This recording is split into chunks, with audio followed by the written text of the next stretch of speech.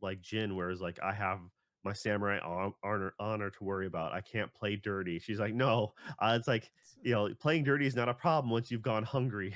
you know. Yeah, it's like she's like literally that's what I'm here to do is play dirty.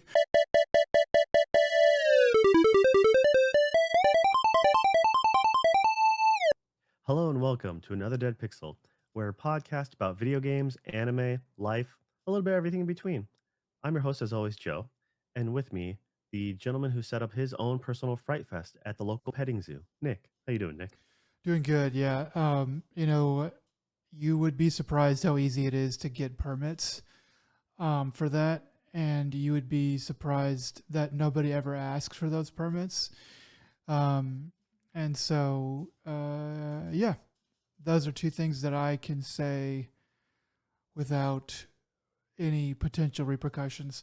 But yeah, yeah. So yeah, the petting zoo. If you just it smells weird. You know, they do a good job, but it does smell like a certain way, so it hides a lot of aroma problems that you have when you have like a fright thing going on. Um, yeah, yeah. So that's all I'll say. The blood is not real either. It's definitely not real human blood. But yeah. So there are a few less goats in your group for some reason. Okay. Uh, Yeah, yeah. It's funny you bring that up because like I went to like a I don't know what you would want to call it, something like that, like a fright fest or whatever in like when I lived in Hawaii, and it was it was okay. It was it was a lot. It was kind of they just kind of like trained you like you were just like in a line going through this haunted area, and they did their best with it. Um, I've heard of some really crazy haunted houses and stuff like that out in like the middle of nowhere that like have like you get your money back if you make it all the way through because they really like plan to just completely terrify you. But actually, so those are too much for me. But but the band. I don't know if I've talked about this on the podcast before, but the band at my college, they set up one, and they had their own band building, obviously, and so they set it up in the band building, and that was really good. It was very spooky, and it had a lot of really interesting little things that made it very frightening. And the group that I was with, like after we got done, uh, they they they came up to us and they said that we were the best group that they had all night, because we were like screaming our heads off. It was it was fun. It was fun, but yeah, yeah. Permits not really necessary. How are you, Joe? all right, doing all right. Yeah, it's over here. A lot of places in the Midwest, you can, if you're willing to drive a couple hours out, you can get to some really decent corn mazes that will then also double. Corn maze in the day, and then at night will double as a horror themed excursion. And that's one of the first things we did. We moved to the area. We're like, okay, let's go find one of these places. Uh, yeah, they're pretty good. The one thing is, obviously with those locations, like can't touch you. So therefore, you're like, all right, no. So knowing that it's not that big of a deal, Yeah. like depends on how squeamish you are. I guess is the big thing. Is if you're with someone who can't stand anything too gross, or if you're with the right people who get scared or who freak out too easily, their surprise is what actually gets you more often than the attractions. So when you see something pop out or someone makes a loud boom or noise, and you're like, "All right, geez," but they scream or freak out, and that's what makes you jump is just their reaction. Yeah. And it's always great to go with someone like that. And then especially when like they start to freeze up, and you're like, "Let's go," and then you just kind of drag them with or push them forward. Yeah, and the people who work there obviously get more of a kick out of it too. Um, so yeah, I generally like those kind of things, but rarely ever go. Uh, especially with my life now. Yeah, it's Yeah. just like not going to happen for a while. But I remember there was one that was like that comes up like every year. I think it's like the 13th floor or something, or it's some like a traveling event, like happens over the holiday season. And I thought I remember that being pretty good, hearing about it from other people. But yeah, it's just one of those, the local Six Flags. Six Flags usually holds up, their own little fun, silliness, nothing too serious for the kids. Uh, though I do recommend if you do like horror things and you like, the escape rooms, if you're ever in the Vegas area, see if they're still doing it. The Saw escape room I did a handful of years back was a lot of fun. Mm, The other one I'd recommend, it's like I heard it was good, I didn't get to do it myself, was they had I think a Ring-inspired one, but I think they just might cycle through, like, Hollywood IPs, yeah. uh, but they had enough space. It was essentially, like, I think it was 1 hour, and it was, like, maybe 10 minutes per room, so you had, like, 6 rooms or something like that, and it depends on who you get saddled with. A friend and I were set with 3 people from Germany, and only one of them wanted to be there. The other 2 were just humoring that person. Mm, And so, they spoke, like, 0 English, but it was a matter of me turning off my gamer mode to be like, "Stop. Would you like to try?"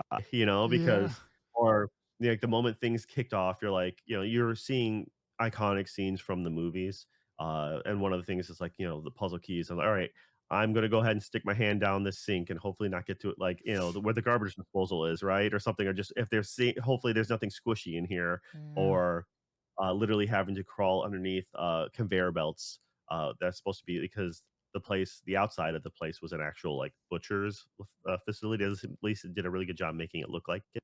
And yeah, it was really, it was a little more expensive than your average, escape room, but the amount of effort that went into it made it a lot of fun, so I would totally go for it. I'd recommend anyone who gets a chance to do something like that for sure. So, Alright, very nice. let's see here. But though it has the name Ghost in it, not really that spooky. We've Mm, been playing Ghost of Yotei. So, yeah, it's funny because they say they say ghost often, but then they also say onryo, which is like, the Japanese, like, kind of specter, it's like a type of ghost, so it's kind of yeah. they don't do it. It's one of those things that it's legit lost in translation because they don't translate it. It's like they take the most, bare bones translation of ghost, and they're like, "Okay, we'll go with that." So, Yeah. I think that they are able to kind of like, so like the first game they had to stick with the word ghost on a lot of its stuff because it was a brand new IP, and they just had to say as close to what everybody would understand. And now this one, the name is on on the cover, and they can go for something that's a little bit more specific because like Onryo is what they call you a lot. Um, and I think there's something. I think there's like I don't know too much about like the legend of that, but I think it has something to do with uh, her abilities, which we'll probably get into here in just a second. alright. But yeah. Yeah, so it's the rough meaning, is essentially just, like, vengeful spirit, often female, Okay. to seek retribution, justice, that kinda thing. So, alright, a quick, rundown, of what this game is. We're gonna pretty much avoid, spoilers as much as we can. What we're saying in the beginning is literally what happens in the very beginning of the game. So, uh, the whole premise of it is, you're playing as, daughter of a blacksmith, Atsu, and your family gets, butchered by the Yotei Six, which is essentially, if you've seen Kill Bill, just it's like that. Mhm. Essentially, on the same vein, she's left for dead, her family slaughtered, and she escapes to the south.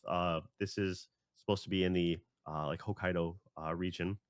So she escapes the mainland, lives for 16 years, comes back, and is now warriored up, and goes up, tries to kill the 6 members, which she does immediately in the beginning. Uh, but then it's one of those things that a game like this always bugs me just because when you have a seasoned, trained person, why are their stats always level 1 kinda deal. Mm. It's just like I understand it's a game, but at the same time, your character in lore is a seasoned veteran. She should have a little bit more under her belt than nothing, or like the S- bare like no armor whatsoever, or Yeah, it doesn't make sense for her to not have armor. That's pretty hard to get around. But as far as the level one stats and stuff, I kind of think about health bar and spirit and stuff like spirit orbs that you're basically your power orbs or whatever that you use for special moves. That I take that as like she has that, but only to as much as like a normal soldier would have. And so this is the beginning of her journey as like a super soldier. So she's going from regular soldier to super soldier in this game. But yeah, that's yeah. all. That's how. So I That's how mean, that's my head canon at least. yeah. So I mean, this game is beautifully done. So like after the opening cinematic, and it shows you riding into the valley. Uh, it's an homage to the way, Ghost of, Tsushima starts out too, because it shows him, like, rolling through the tree line, almost the exact same way. The moment that horse hits that graveled slope, though, Yeah. I was just like, "Oh, man, you're running it down the hill like a Brumby," like, it's just like, "Oh, dude, that was just." I feel bad for the horse.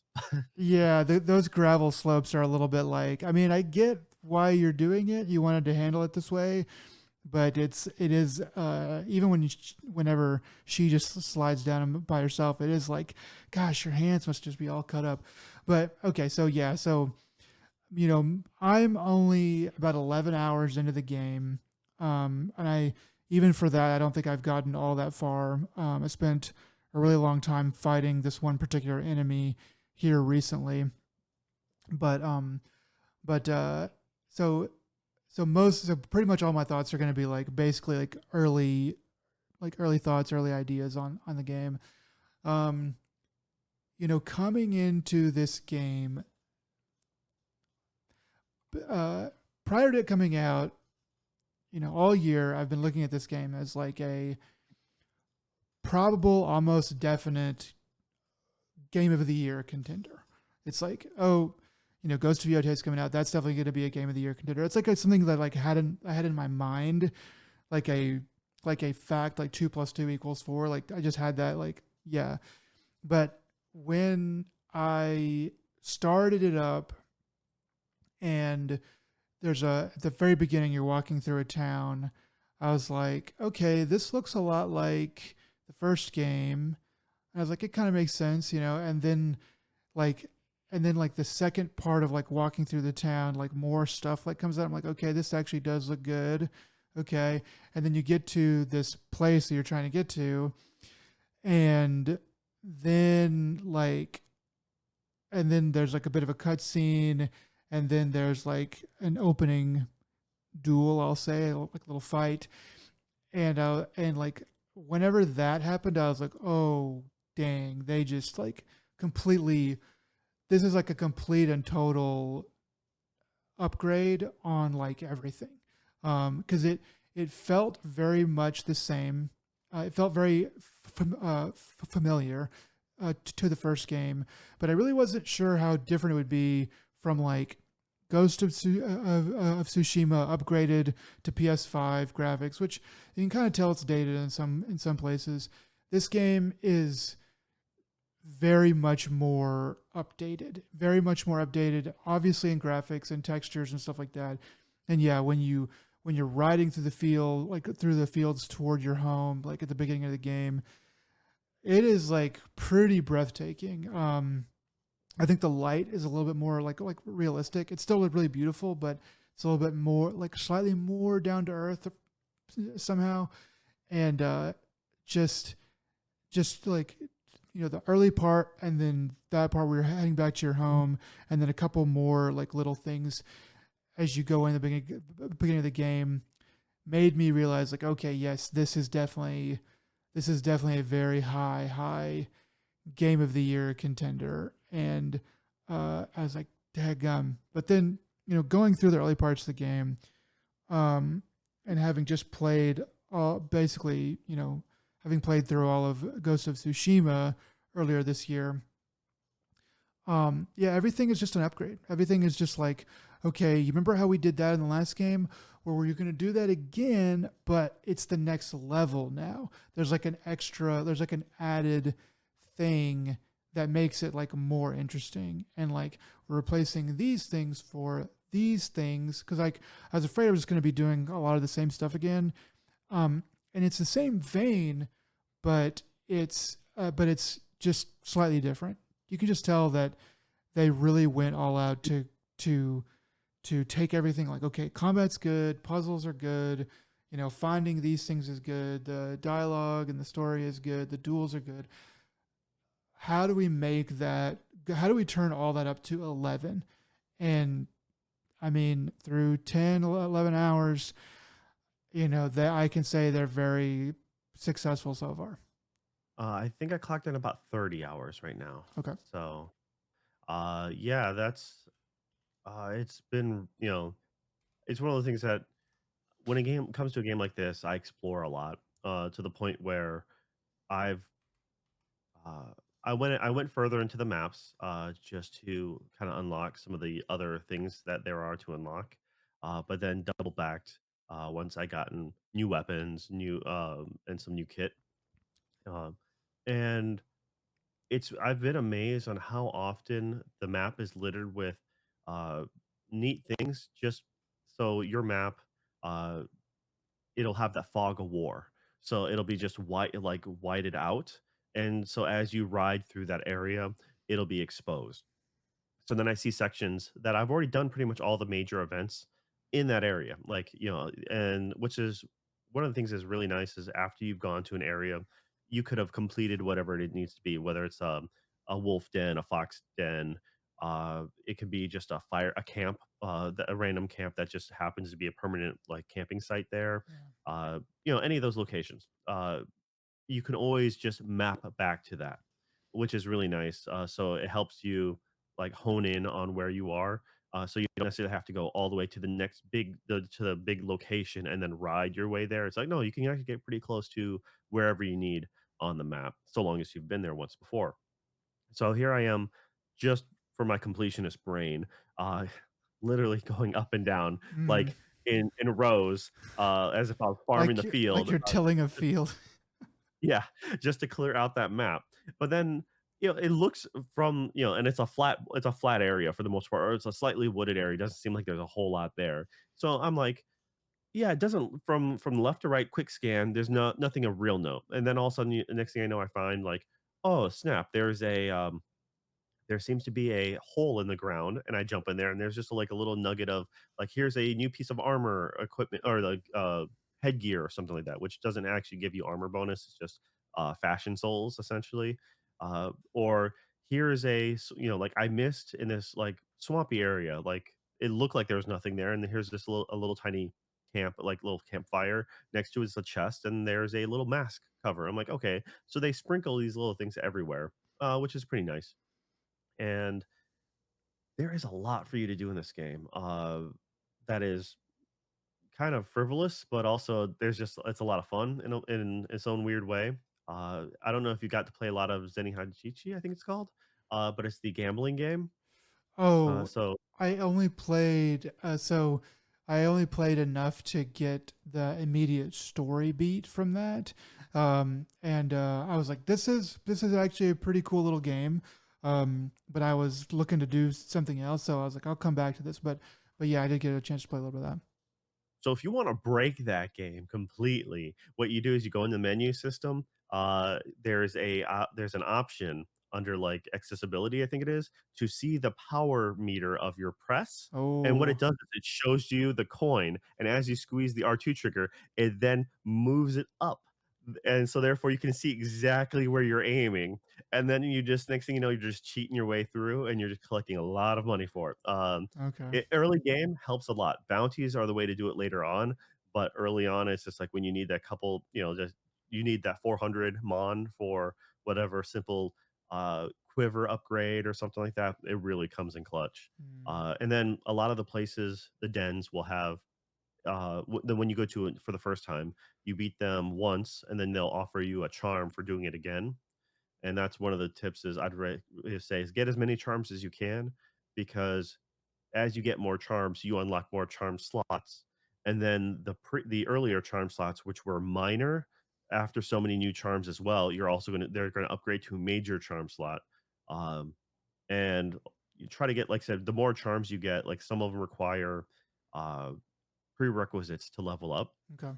And so long as you know what those are, you can then start working towards them, automatically. Very few of them need to be equipped while you're trying to get them, and some of them can be retroactively, uh, like, tallied. So, like, there's one for, like, go visit hot springs or go learn shamisen songs, go do the paintings, and, if you've had X amount done already, those will automatically count towards them, Okay. but other ones are, like, throw sake jars at empty ones at enemies, so that it alters your gameplay in order to level that thing up. So here I am with a jar just running around and it's just being like, someone sees me, I just quick whip them at their face and then I bum rush them and just murder them that way. Or uh, one of the ones that come in clutch just recently, like I'm 30 hours in the game and I've just only started using the bow because I just not my game style in this one. Okay. Uh, but one of the ones for the bow is you know to use the bigger bow. I think it is the Yumi. Mm. And that one has the hardened arrows. So it's pretty effective, like, a couple of those shots with a powered up bow can kill a bear, and it's like you have to have X amount of kills. So, alright, I leveled it up, and I think that one you have to have it equipped. So and when I did level up, it then unlocked to be able to shoot 2 targets at a single time, or it'll double stack on a single target.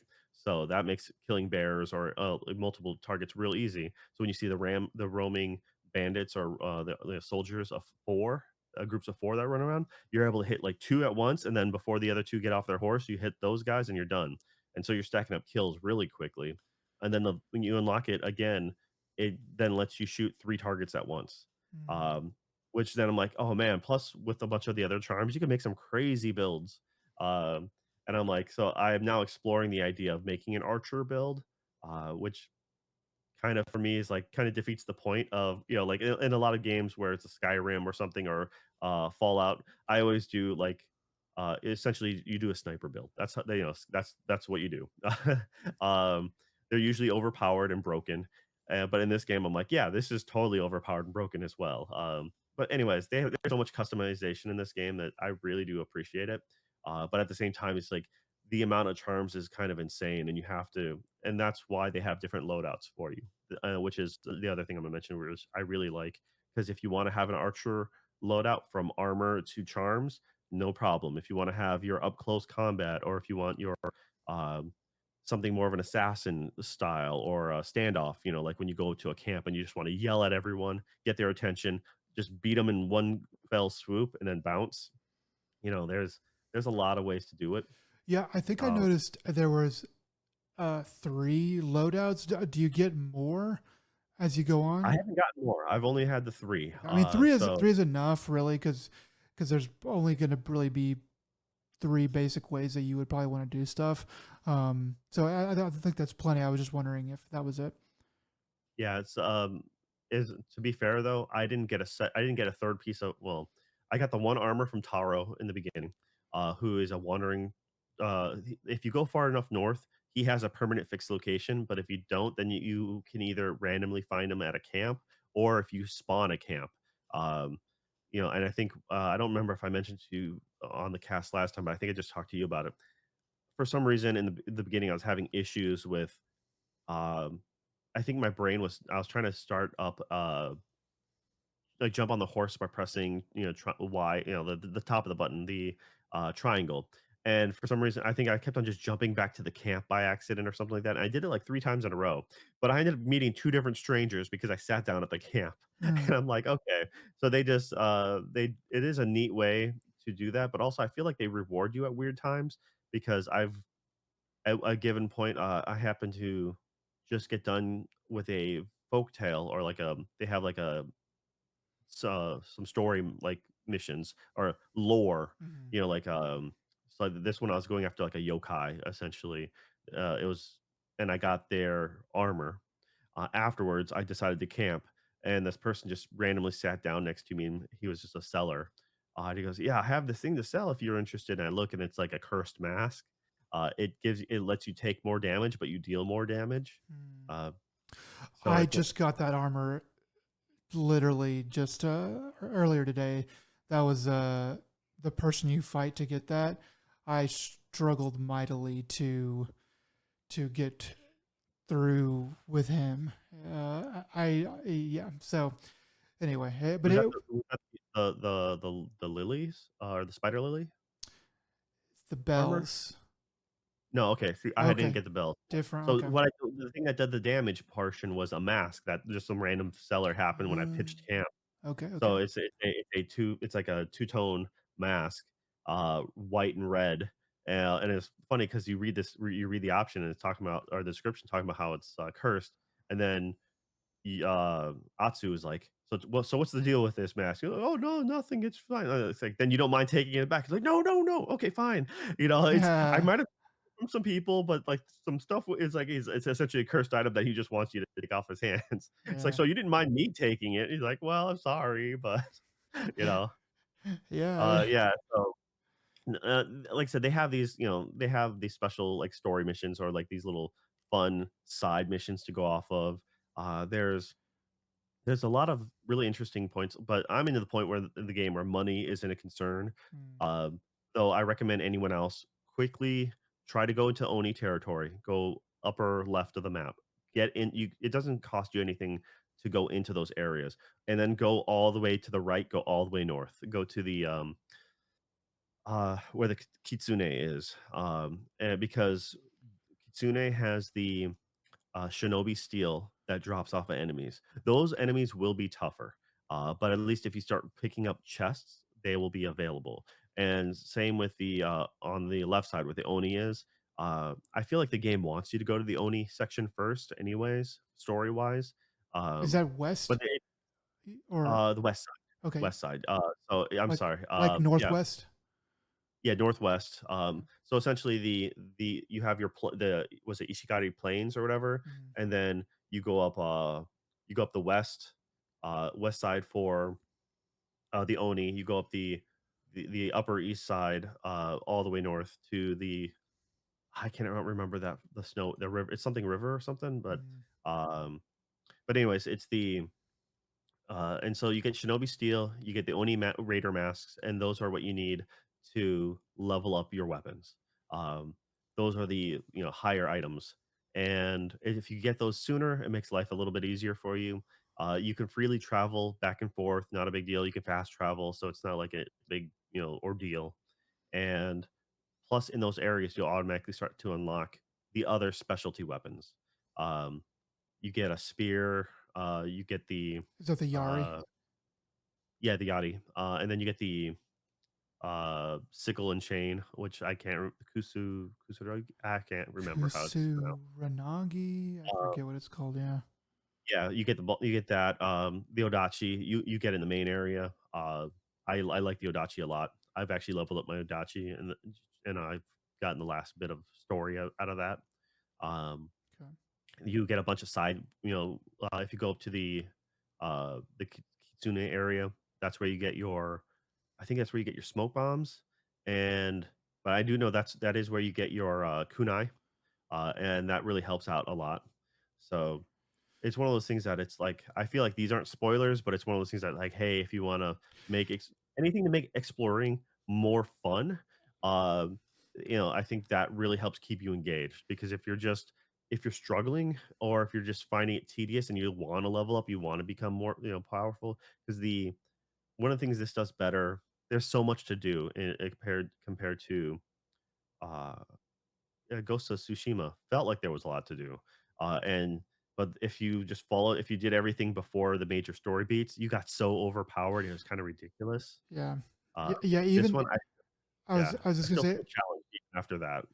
Well, good. Okay. Well, like even on hard, um, Ghost of Tsushima, I I was playing it on hard and I was doing everything just as I could, just kind of like literally working, zigzagging back and forth, working myself. south up north in that game, and I wasn't even using armor. Like I was using like the I was like using the Ronin robes and basically taking like, you know, like taking like huge damage, but like dealing huge damage and like focusing on sneaking if I wanted to and stuff like that. Because I was just able to just slaughter people. And so if I had the best armor on, like the soldier armor and stuff, I think that it would have just been a complete walk, like in the park. It would not have been really very much at all. This game I am playing on hard as well, and it I think this game is harder. Um, the beginning of Tsushima was pretty tough. There were some pretty frustrating parts in that. This game, I think, is I'm more familiar with its systems because of playing the first game, so I don't get stuck quite as bad.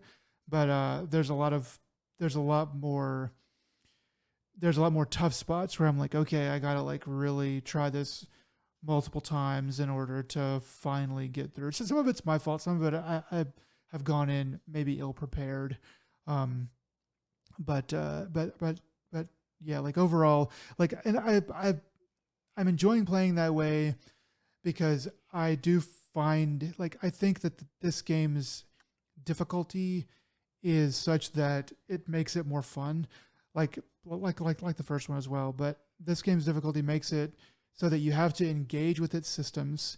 So I think it's called the Metsubushi. It's basically like this smoke powder or whatever that you can use on enemies to blind them.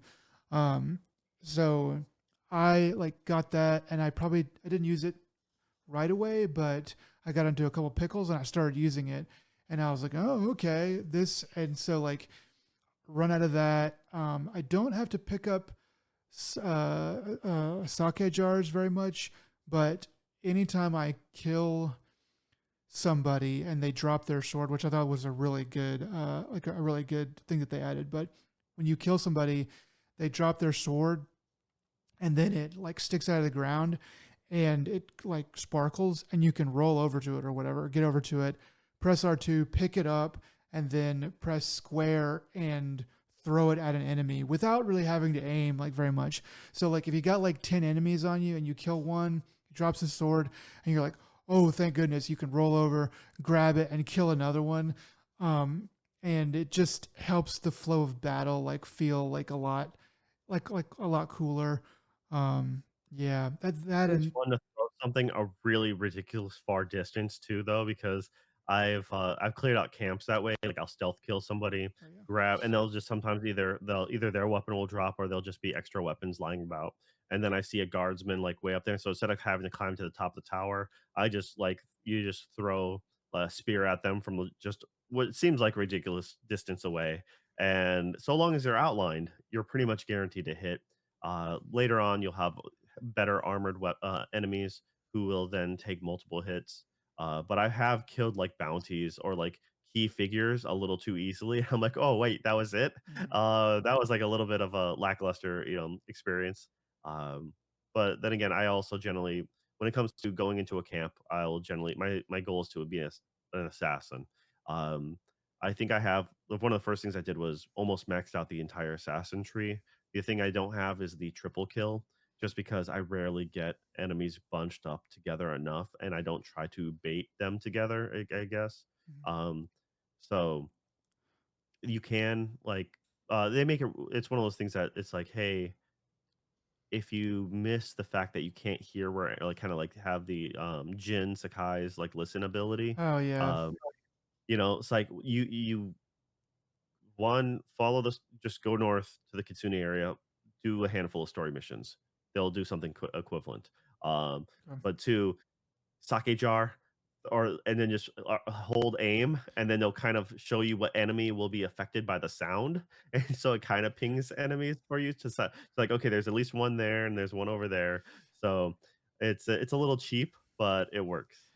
Yeah, I think this game does a lot of good things like that, where it's like there's a there is a system for you to interact with, and it feels some things are legit cheating. Like there was a like the map thing you were telling me about that is like legit cheating, but otherwise, otherwise the game is like okay, you can do this, but you can like Okay, so real quick, okay, so, you can buy maps from the cartographer. I gotten so much money into now because of my resources your resources maxed out at 999. So you have to so yeah if you or have and to. then you can't collect anymore, so you just start selling. And that's where I am to the point where, like, anytime I get over 500, I just sell 100. So I'm always at least 400 plus materials, and I've never needed, like, a gob of them, so, like, bamboo or ore, like copper ore or something. Um but early on, well, the first area didn't matter because I explored it so thoroughly by the time I met the cartographer, he had nothing to sell me. Wow. But the second area, he, like, what I did was, uh, bought them saved, hard saved, bought the map pieces, took a photo, on my phone. I guess you could use, the photo on the PlayStation, but I just used my phone, and then reloaded my saves, saved my money, used it to upgrade, my bow.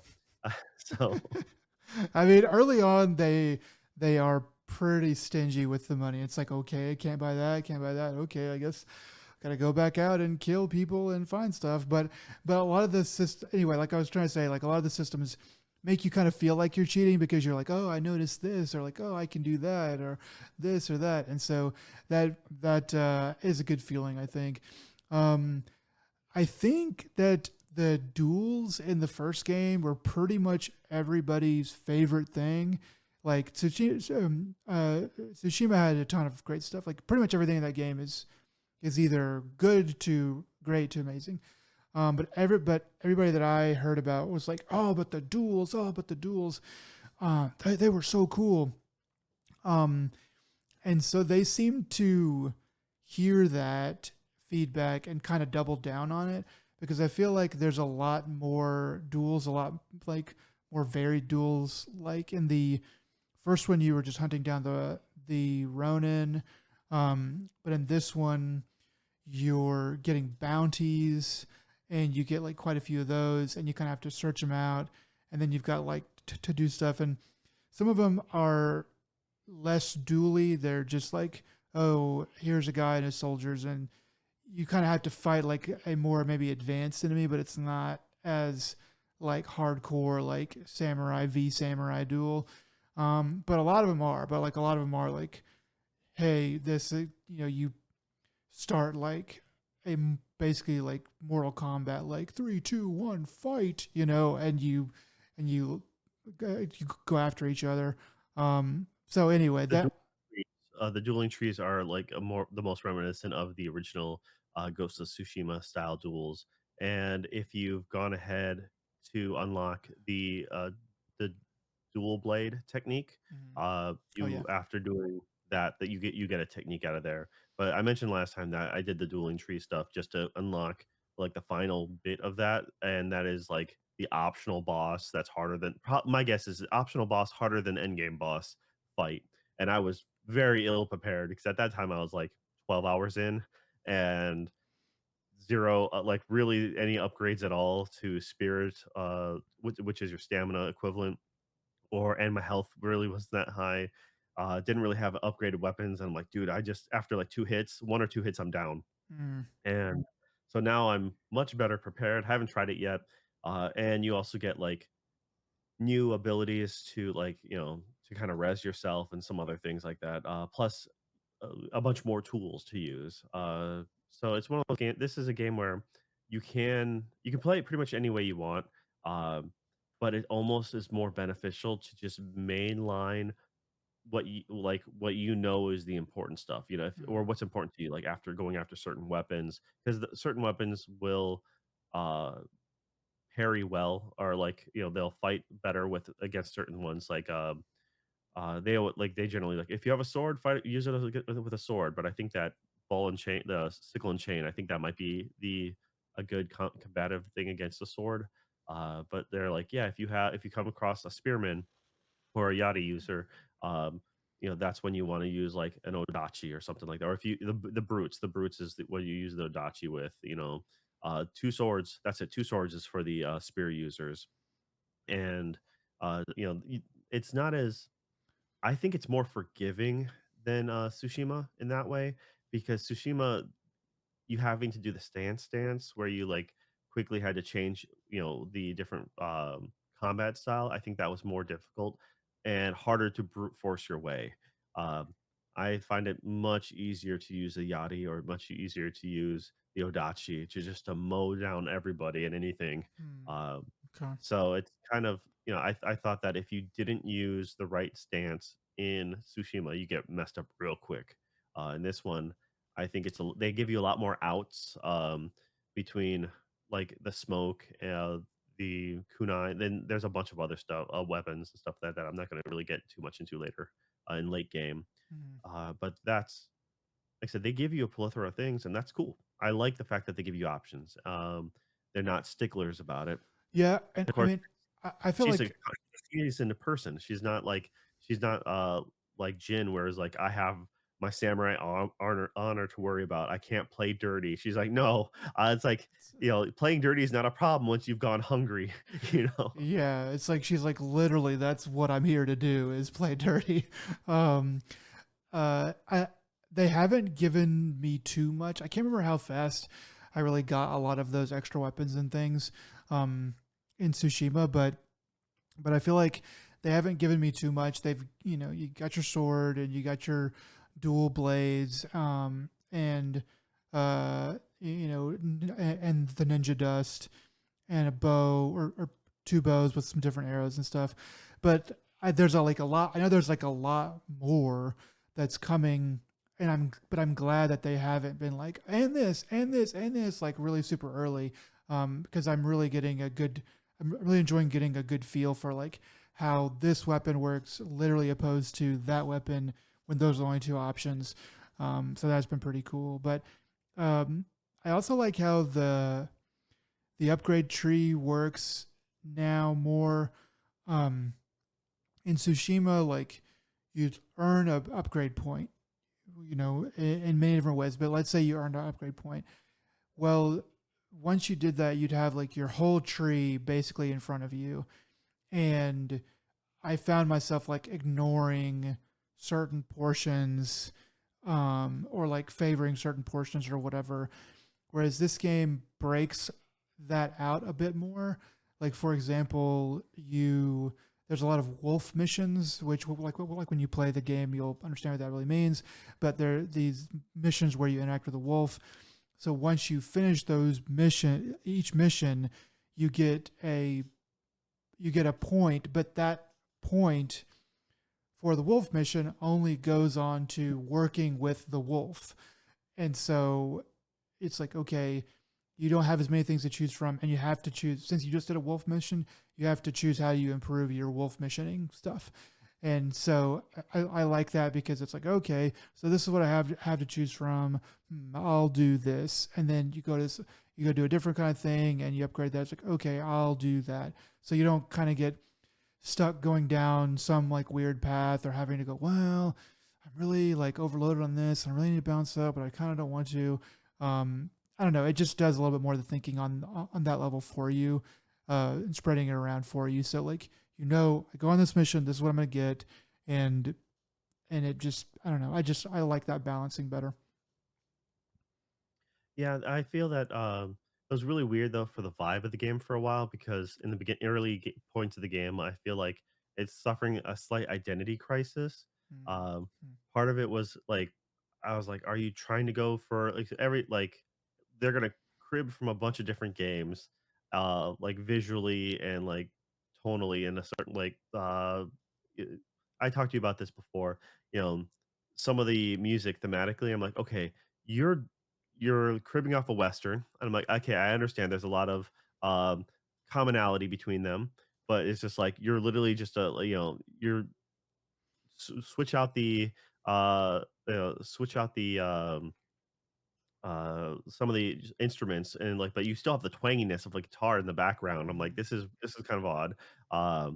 And then when you're doing the climbing, anytime you're doing a climbing sequence, I just feel like it's uh, not as good as an Uncharted game. Mm. Uncharted games are, the climbing isn't the best part about that. At least it lets me continuously jump up a string of rocks. This one's like, no, no, no, you have to jump when there's a gap big enough, because if you don't, you just kind of shake there for a second. And or when you're almost to the top, then you can jump up. And I'm like, just let me just hurry up past this jumping port, you know. Yeah, Uh, Tsushima was that way too, and I found that irritating whenever they would say, "You're not supposed to jump here, you're supposed to just use L." And it's like, "Okay, but why don't I just jump like it's a video game?" And they're like, "Because they don't want you to think it's a video game or whatever." I don't know. So that part has been kind of weird to me.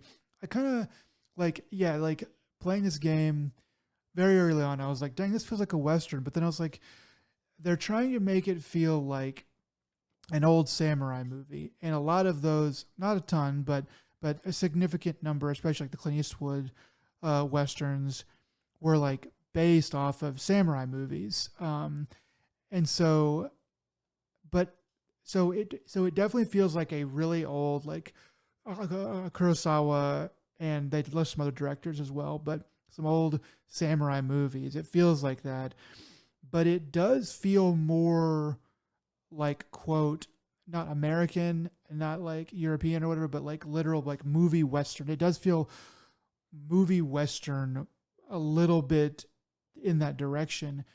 And like you talking now makes me kind of think about that. And I think that the reason that it feels that way is because this game is going to have a gigantic Western American European audience.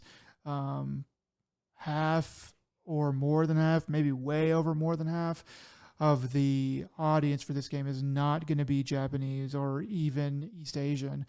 Um, and a lot is going to be American. And there is a lot of shared lineage between samurai movies or easterns and westerns. And so I think that they're like, okay, we can make this game into a samurai movie. We can, hit on that, but we can, you know, borrow a little bit of that twanginess of that walk into a like a gambling den or a bar, or like a honky tonk, the way that they do in like all the westerns. Like we can have that and have that feel a little bit like a western, and that way it'll communicate that feeling a bit better to American audiences. So I mean, it's a very subtle thing. I don't think that a lot of people would notice, especially people who are not really attuned to those things exactly. Um, but I think it is there, and I think it's good. yeah, the other bit is, like every time you like just the way they make you jump off a cliff or to rappel down the like against a tree trunk. I'm like, you just stole that animation like from Aloy, like Yeah, straight up. I'm like, it's all Sony, so it's okay, right? It's it's just all in the that's kind of shared drive. yeah, that's it's kind of once again, it does a lot of things well, and it's just funny to see it how it cribs off of something every now and then because it just makes it stand out because it's a very good, very standout game, but when it all of a sudden you just be like, wait, no, that it kind of rips you out of the moment when you're like, I know exactly what that's from, or this is very much like something else. Um, If it works, it works. but honestly, I'm having a lot of fun with this. This is exactly what I expected and wanted from it. It's I'm glad it's not necessarily the way it's the pacing of the story is kind of up to you in a lot of ways. Mm. And the way I played this, one of the reasons why I played this game is in such a weird way is I realized after I cleared out a few camps that my wanted level went up, and I'm like, oh, alright. I'm gonna stop clearing out camps now. I'm just gonna go and do the missions that I want to, collect my things or collect the, the side items and stuff like that because that's gonna make my overall journey less tedious. So that's Mm. exactly what I did. 'Cause I leveled up I ended up I did a handful of camps, and then they started sending out these wire traps for me. I've only come across, like, 3 of them, in, like, I don't know, a handful of hours. Um and you can generally see them. I assume if you run over them with your horse, you're gonna trip and fall, but I'm not 100% sure, because the first time I went, I saw it, I'm like, "Okay," I got off the horse, and I just walked right over it, and all of a sudden guys popped up, and I'm like, "Alright." And then the next couple times, I was actually able to see guys just crouching in the grass next to it, so I just came up to them, stealth killed 2 of them, and then alerted the other 2, and then just murdered them the old-fashioned way. So, it was just like it's very much, it makes me their traps, or at least the way because I'm noticing them so easily, uh, it just makes me feel like 2 children trying to play a prank or something like that. They won't notice us snickering in the corner, like, behind the couch, it's just like, I saw that the traps were coming up, but I haven't run into any so far. So yeah, like I, but from what you're saying, yeah, it does seem a little bit mm, like a kids movie almost, just from the that other bit point. was I'm enjoying because I've been spending a lot more time up in the northernmost area, the Kitsune area, whatever, they have they do a some the one thing I'll say, they have some puzzles, a little bit, like, and some things to kinda figure out, which unlock, or do other things for you, and I kinda enjoy that. It's not really it's not like game changing as it were, like, it's like, oh, it shifts the whole dynamic, but it provides you enough difference in gameplay, and it's refreshing, I guess, at a certain point, because it's like, "Hey, at least you're not doing the same old thing from start to finish. You're letting me, uh, look at things in a different way." Like, there was a puzzle where I just like, "Okay, I'm supposed to have everything I need here, and I can't freaking see it." And it took me like maybe not quite 5 minutes, but I'm just sitting there looking around. I'm kind of messing around. Then all of a sudden, I'm like, oh, it clicked. Okay, yep, I see what I'm supposed to do here now. And like when it did that, I'm like, okay, it kind of felt good. And it's like, yeah, that's pat myself on the back. I figured this out. But it's the whole idea is you're finding the fox being clever and witty, and so they're kind of playing with that idea and that theme. I'm like, all right, sweet. Nice. um, all right, I think that's about it that I got to say with so far with Ghost of Yotei. It's been a really fun romp so far. I recommend, uh, like I said, getting to. I think you're right about the pacing of the weapons. They're spread out just far enough so you can really get a handle of it. But also at the same time, I really recommend just going to grab those other things, because the more you have it, the smoother the game's going to go. But also it lets you play around with them a lot more. Um, Maybe not all the side items right away, that's up to you. Um, so yeah, and how you use them. It's like I said, it really frees you up. A good game like this will let you play in your own kind of style, kind of like the Marvel Spider-Man game where Mm. I had myself and 2 other friends who played the game entirely different ways. I almost never used gadgets. One of my friends used nothing but gadgets because they weren't confident on their game style, and a third person used only specific, kind of gadgets for their game style. I'm like, okay, so it's very much a choose your own, and then in this sense, the game really does let you do that once you have all the equipment available to you. All right. Well, that's pretty much the primarily what we've been playing or focusing. I've been focusing all my attention on, and I guess we've been getting to now what we've been watching. You wanted to mention this last time, but we just didn't have enough time for it. So, yeah, why don't you tell us what you've been watching? Yeah, so yeah, we had a lot to talk about last time. So I had a chance to finally watch 28 Years Later, um, and I thought that it was pretty good. I remember hearing, I don't remember, I don't know what the Rotten Tomato score or Metacritic or whatever it was for it, but I remember hearing word of mouth that it was really good. So I kind of was so I kind of had that expectation set for me. Um, it wasn't really until after I finished it that I kind of realized what these movies are, besides just being a zombie film. Um, but I guess I was sort of expecting some sort of overarching story to emerge. And I could, because I kind of thought that 28 weeks later was sort of an aberration. Um, but these movies, days, weeks, and then years, they are kind of it's kind of an anthology. So this movie follows um, a, a group of people, let's say like it's a small town that lives of people that live inside of the zombie zone. So in Britain, um, they they managed to so like at the end of 28 weeks, spoilers, zombies get out onto the mainland Europe. Um, so in this movie, they have a couple throwaway lines where they say, so they were able to push the zombies back from mainland Europe and confine them to Britain, or at least like only certain parts of Britain or whatever.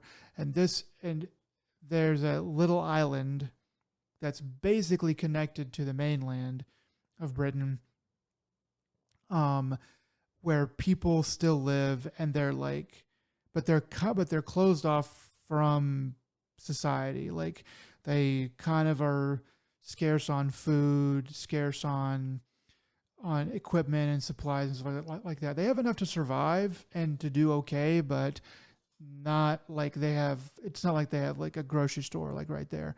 So when the tide goes out, they there's like a land bridge that kind of appears to the mainland, and they can go on that land bridge across and look for stuff like you know kill deer and stuff like that. And so this movie follows a a boy um, and some other people in his family, but mainly a particular boy who is coming of age, and he has to he has to go on his kind of first hunt, and then he has to do some stuff to find somebody on the mainland that actually lives on the mainland with all the zombies, but is not a zombie, um, to help him solve a problem. And so I'll kind of just leave it at that. Uh, and so the movie, it kind of feels like we're here, we're going there, now we're coming back to here, and now we're going there again, and now we're coming back to here again. And so it has a little bit of a it has a little bit of a kind of a back and forth sort of. I'll call it an issue. Like it feels doesn't feel quite as much like we're progressing in the movie in the story. It feels more like two two episodes that make up a whole story. And for that, I found it to be just a little bit odd, I guess. But otherwise, the effects are good. The characters are good. The story itself, when you finally get to it, is pretty interesting. The acting is good, and the world building for this like rage virus zombie apocalypse is pretty good. But I still felt it. I still like went away from it being like, yeah, I don't know. I kind of just expected like a little bit more out of it. Um, so, but if you liked 28 Days Later, you'll probably like this. I know a lot of people did not like 28 Weeks Later.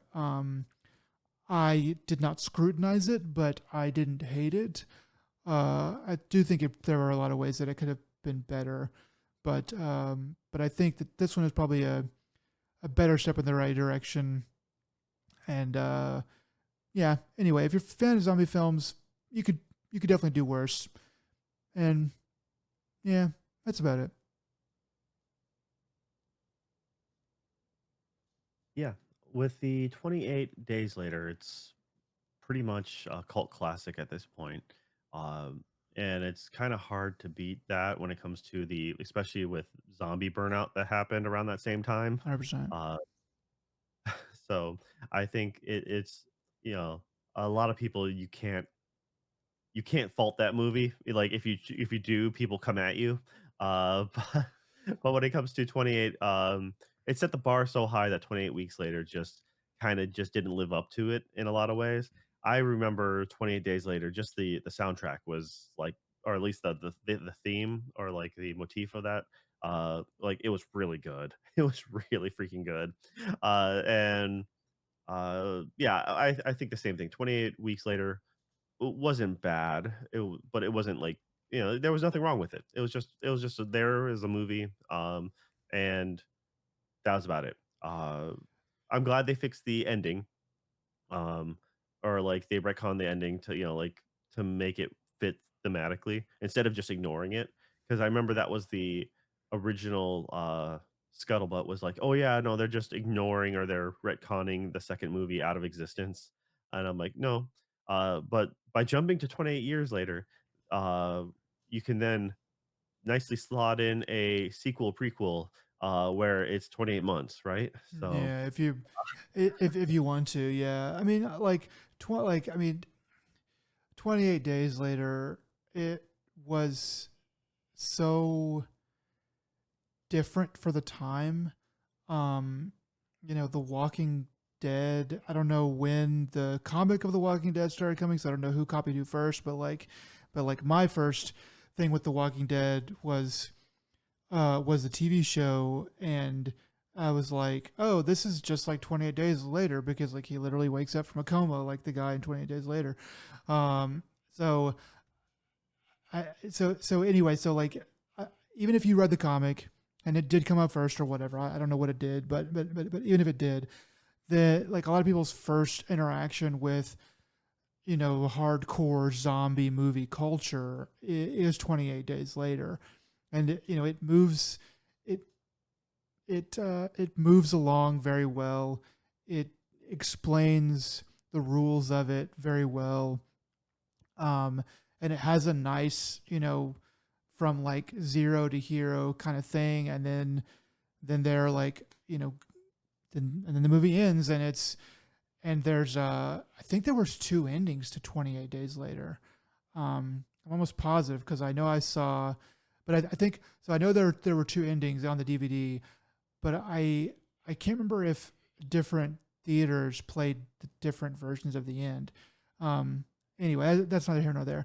But yeah, so it was kind of like a little bit lightning in a bottle. 28 Days Later, and I think that that's probably just what every single movie that is in this series is always kind of going to suffer from. Even if it's pretty good, it's just never going to be quite groundbreaking the way that movie was. So, yeah. yeah, and just to answer your question, 28 Days Later, looks like it released in June of '03. The Walking Dead, published date was October of '03. So, Oh, so that sounds like a case of like, oh, well, I mean, they would have six, seen the movie, and then they would have made, and the comic came out months later, so, I don't know what the lead yeah. time is on a comic like that, but what, 6 to 10? So the 4 months lead time. Uh, Scripts in Hollywood take long and filming takes way longer though for the release date, so you're wait, talking about, like, at least a year. Uh, we're talking about June of '03 is when 28 Days Later released. right. Okay. So that means you had that sucker in production for, 6 months to a year before that, Well, plus script. what I'm trying to do is decide because like sometimes people have the same idea at basically the same time.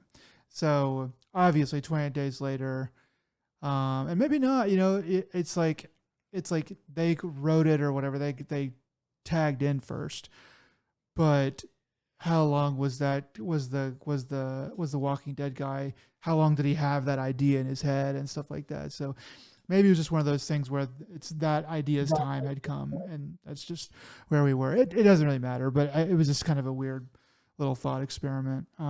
Yeah, Once again, you can't have that scene without thinking of 28 Days Later, and then having Rick wake up the same way. I mean, it's if you're gonna be like, well, they all came up with the same idea, then I guess Black Eyed Peas also came up with that same idea, for their yeah, music. yeah, for real.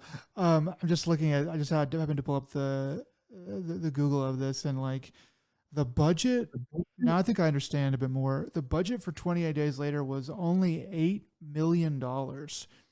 Even in Uh, 2003, they that used is, a digital camera that was not even that good for the time. yeah. But and some of the I remember hearing a Danny Boyle thing um, where he talked about, like, part of the reason they did that was to make it feel more grounded, like kinda home video, Mhm. feel, so it made it feel more visceral. Um, it's like it wasn't overly produced in that way too. I mean, I don't know what it. So Oh, I wonder what it grossed. I gotta see. Gross. It made 74 million worldwide. So 8 million. So like budget of 8 million. So basically netted like $66 million. So that's a massive success. So okay, yeah. I mean, I can see. I can see why it's so lauded, but besides the story and stuff, just like this was a smash hit compared to the budget that they actually spent on it. It's kind of crazy. yeah, they apparently have so this is I wanted to make just a quick search pulls up too. What's I remember hearing rumors about it. I wasn't 100% sure. They filmed on just a standard Canon like Mm. XL1 camcorder that shot at 480p. Uh, Wow. I mean, once again, that's why it looks grainy and looks like kind of like garbage, but at the same time, it really works for that. Making it just feel, it's if something's too polished, it kind of takes you out of it, right? Uh, but I don't know. Danny Boyle is especially a lot of the early stuff is just great movies to watch. Um, You reminded me of something too. So, uh, not I'm not gonna spoil it per se, but take this with a grain of salt. So, the regular part of 28 years later ends, and like the regular movie is done. And then there is something really, really weird that comes completely out of left field and leaves it open for a sequel, but in a very weird, weird way. And I'll spoil that for you off the podcast if you want. But yeah, it is anybody who's seen 28 Years Later all the way through to the end, you know what I'm talking about. It's like, what was that? And then the movie's like over, like credits roll. It's very, very strange. So anyway, yeah. So Anyone who wants to watch a spooky movie or a weird movie, I would go with the Danny Boyle's off of their list. I'd go with Sunshine. It's a great little Sunshine's good. psychological cosmic horror, film, and I really like it a lot. Yeah, Uh, it's really good. Also, um, was it has Killian Murphy in that one as well? Mhm. Um, so it's one of those things that like kind of the movie that really rocketed him with stardom, So it's kind of uh, and that's the other thing is like 28 Days Later has so many unknown people like it's not a bunch of Hollywood celebrities, which helps make it feel more gritty. Mhm. Uh, but they just all have to be good actors too. Yeah. So, all right. Yeah, I'm glad you got around to watching that, and it's on my list eventually. But it's just one of those things that uh, getting time to watch movies is such a pain right now. Yeah. Mm. Especially that we have the new anime season kicking off, and there's a lot of stuff to talk about. All right, so I have as normal, I've watched a handful of stuff. There's my list is going to contain a stuff of like maybe some mediocre things like why did you necessarily feel the need to animate this? So and then some really good stuff at the end. So all right, here we got uh my gift level 9,999 ultimate gotcha. Colon backstabbed in the backwater dungeon. I'm out for revenge. So I read the first handful of chapters for this like manga years ago. Uh and just like the title implies, uh essentially this person gets betrayed by their party and now they want revenge. The big kicker is they come from everyone has skills. This person has a unique skill where it's a gotcha system where it could be anything. You know, it could be a piece of food, it could be a utensil, something.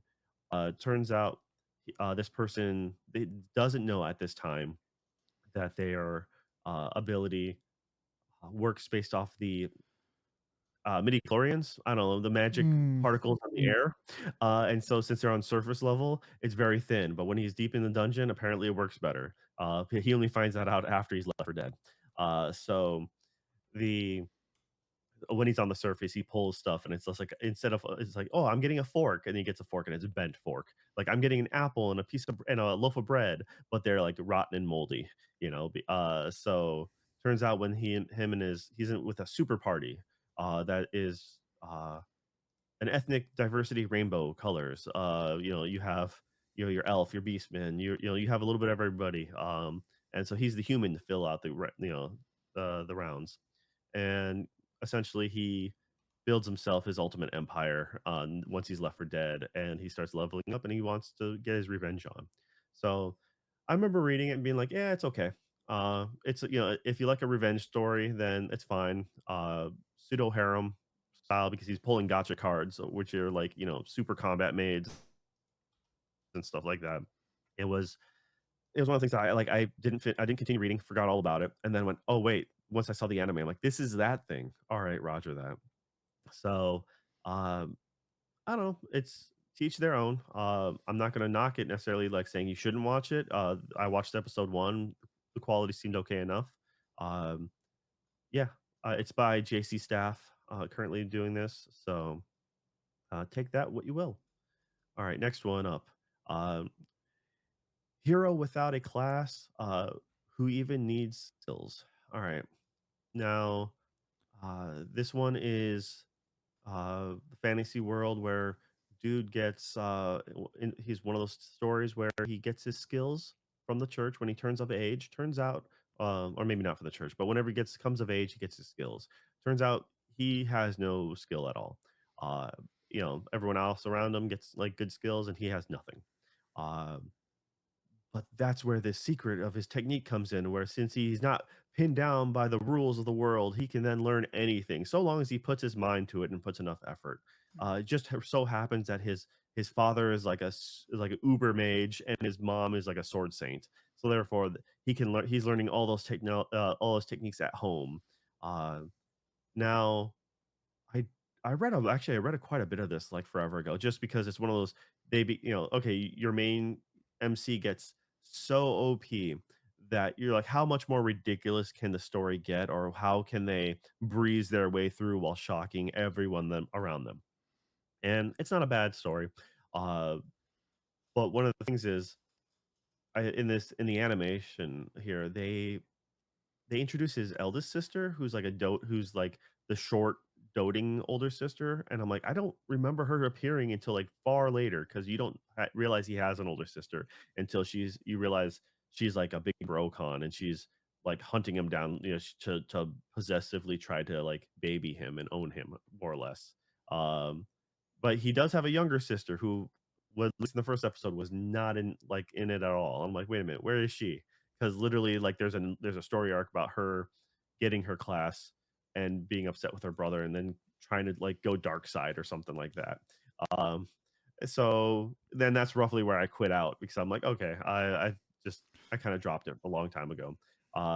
Honestly, it's not, once again, it's nothing bad, but it's nothing special, and on it's like it's been forever since I dropped these things, so it's kind of amazing that it's getting an anime all of a sudden.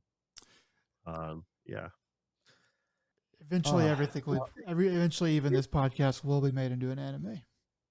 Yeah, unfortunately, it's gonna be AI made by a different AI that's Mm, trying to learn off of that, and therefore, it's just gonna be a garbled mess. Yeah. yeah. So we're gonna go ahead and go to the next one, A Gatherer's Adventure in Isekai. Um, I'm trying to remember how this one starts because all these ones are how the starting of isekais are never important. Uh, they aren't. Um, so it really isn't. Dude gets isekai'd into a magical world. His whole thing is he wants to be a gatherer. So he's doing like collection quests, but he's kind of OP from the start. Um, He ends up meeting a ancient dragon who, because he has a bunch of mana, he's able to infuse the dragon's egg and make it hatch. And then the dragon's like, "Cool, you are now like my this egg, this little baby dragon is now your partner. Go have adventures." Um, and he does. That's it. I mean, it's like it's. I was currently gone through this one to. I've caught up with this manga currently. uh, it's an okay adventure too. It's very like I said, all these things are kinda like paint by numbers at this point, right? Yeah, Uh, I don't want to say it seems wholesome, but it's not wholesome, but the main character's pretty bright-eyed, and the little black cat dragon familiar he has. Yeah, it seems very easy to get into.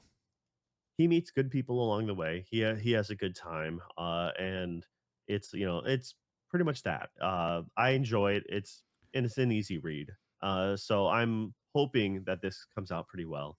Um See, and this one I forgot to mention. This one is I wasn't familiar with the studio at first, so like I forget now who does this one. I had it written beforehand, so my bad. Um, but yeah, that's like I said, this one I is one of those I would recommend this over the last two. But like if you like I said the previous one, if you want to see one is if you wanna see revenge, there you go. The second one is if you wanna see an OP, MC just living a ridiculous life and shocking everyone, there you go. And then this one's the wholesome factor, Nice. for sure.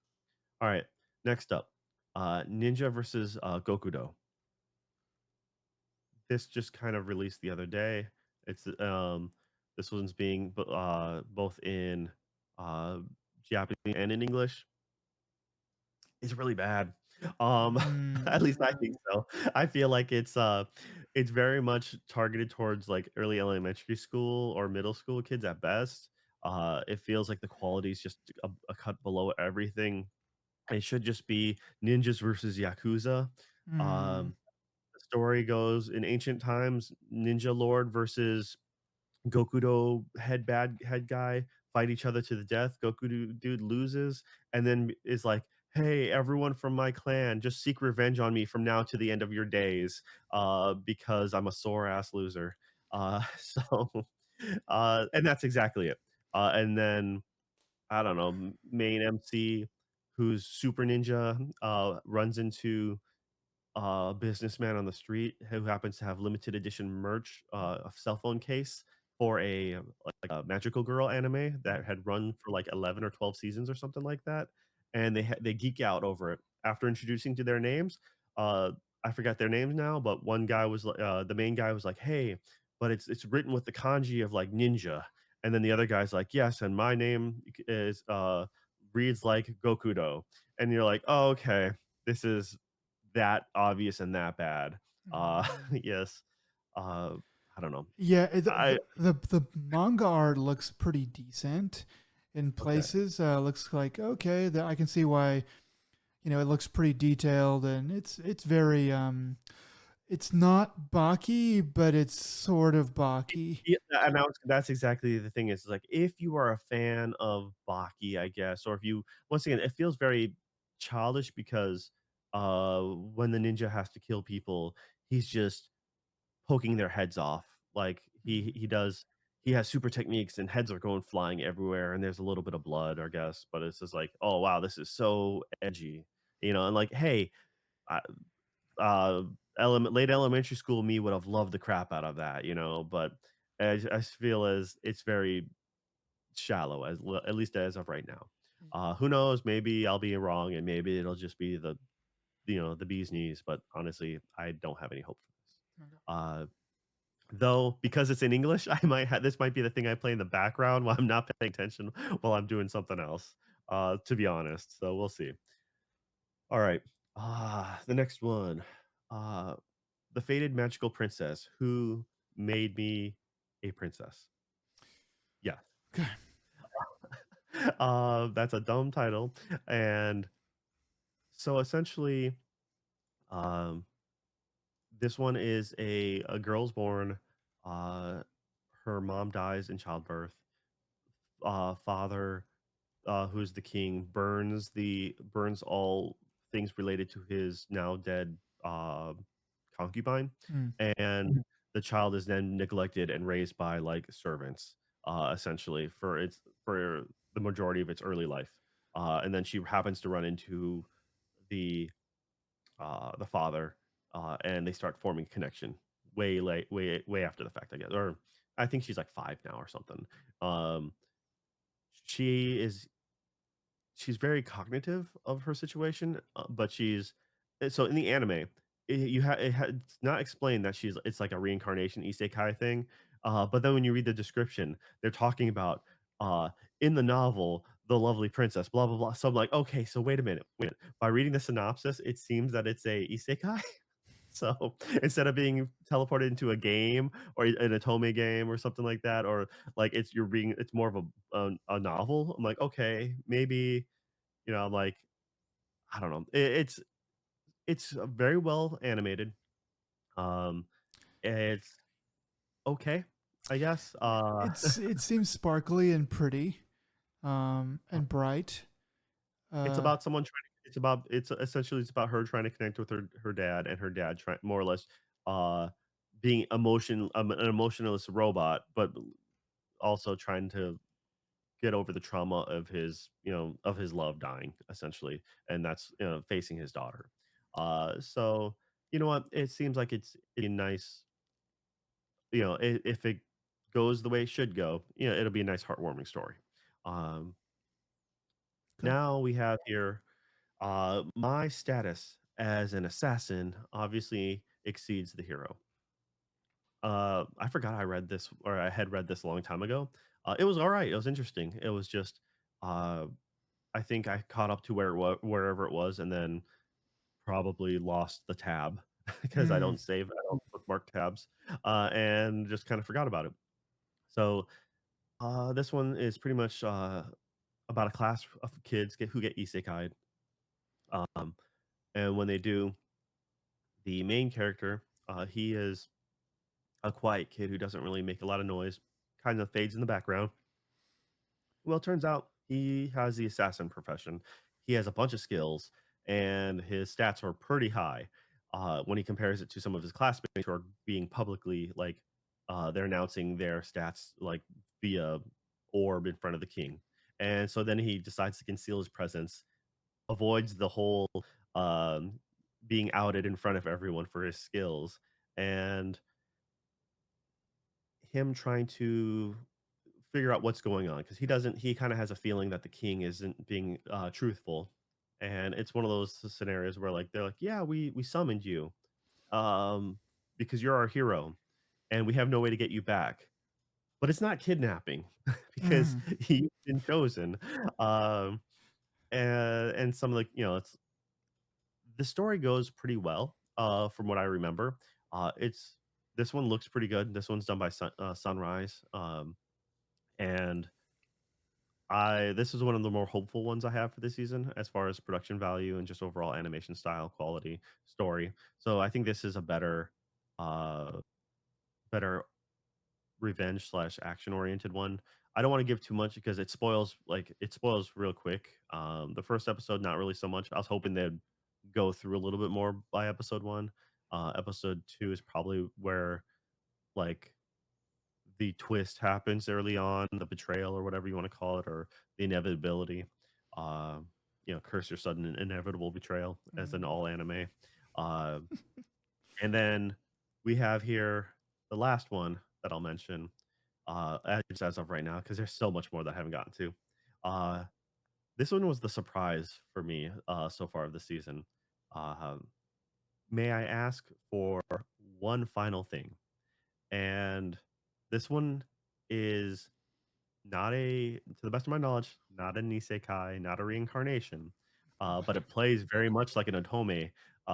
It has those foundations. Mm. Um, so it starts off with the main heroine in front of the prince with his new girl, denouncing their engagement and saying that all these things like you were making all these falsehoods, like you were bullying this main girl and all this other crap. So when she finally hears that she gets to annul her engagement, she then proceeds to ask if she can just punch the girl in the face. And before she gets permission, she just rolls right into it.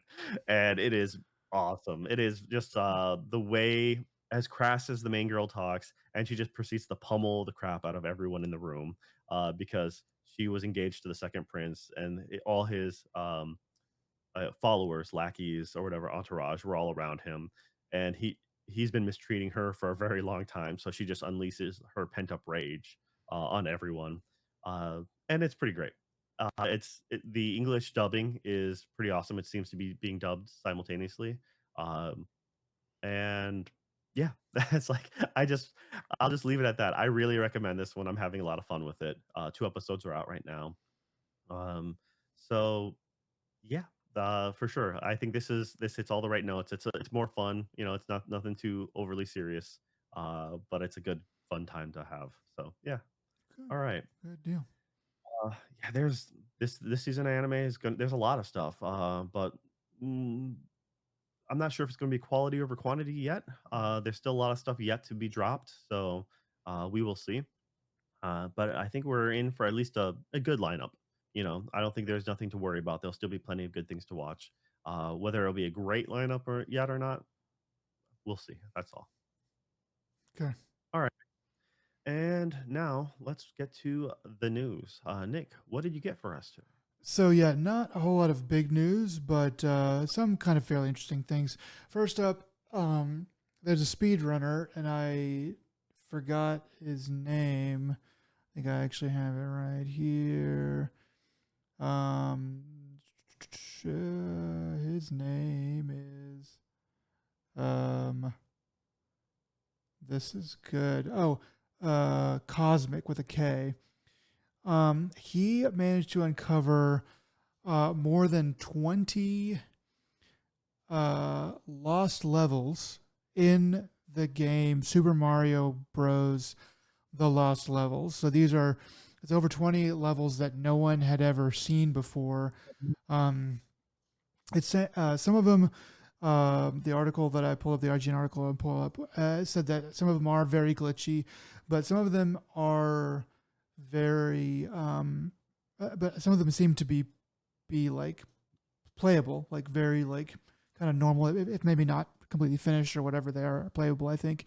And he's able to do it through a lot of help from the community and stuff like Mhm. that. But just kind of wild that it's been. I think it said 30. What was so? This game came out in 1986.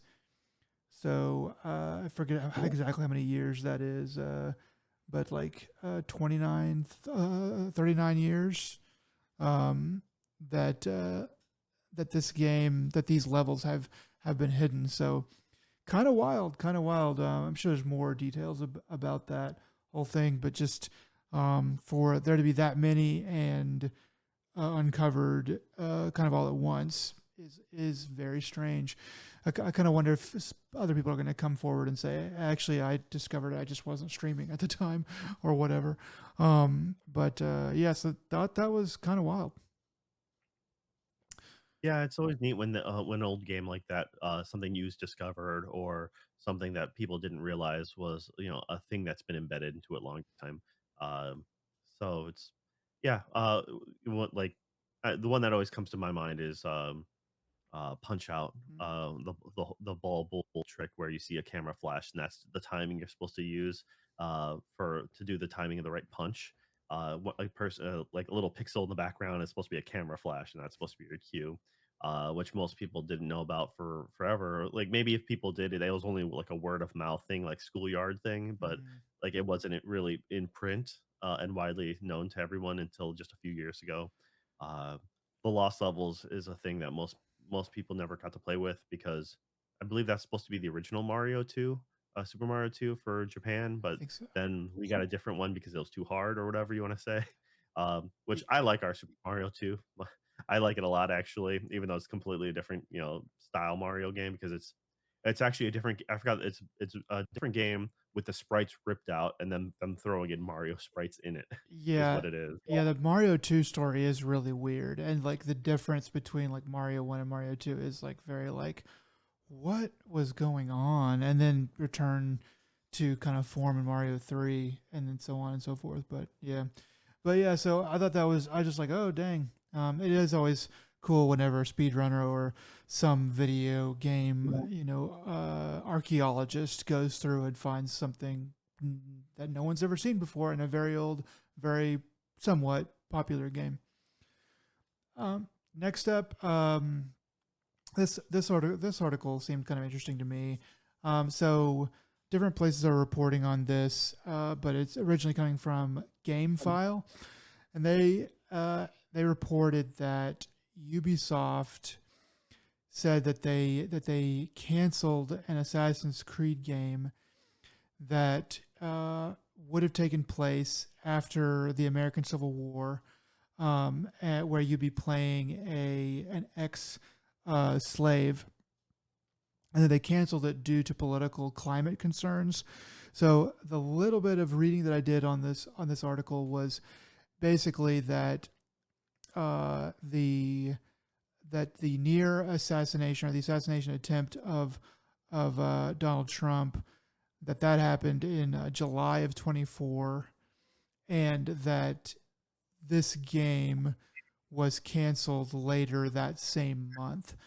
And they've kind of the people who are speaking on the topic, who were talked about for the report, who ostensibly know about it, were saying that the meetings on it were people, suits, executives, kind of being like, yeah, this might be a little too spicy in the current climate. And so I kind of see that at the time, like really, it's like if like that just happens, then yeah, the knee jerk reaction, off of that alone kind of makes sense. Like, yeah, maybe we should just kind of tone it down, and just not move forward with that. Especially too because there's a lot of weird stuff with the Assassin's Creed that had just come out not too long before that, in Japan, which the actual name of it, the subtitle of it, escapes me right now.